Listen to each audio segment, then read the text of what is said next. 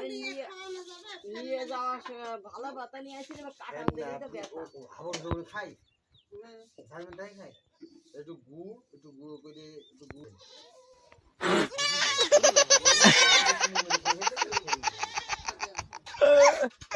এবার দিয়ে আপনাকে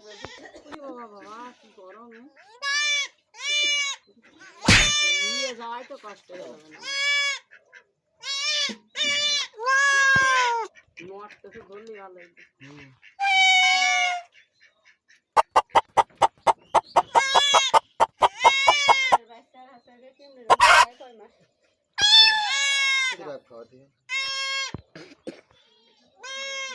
কি মিষ্টিরাপ আছে গরু খাওয়ান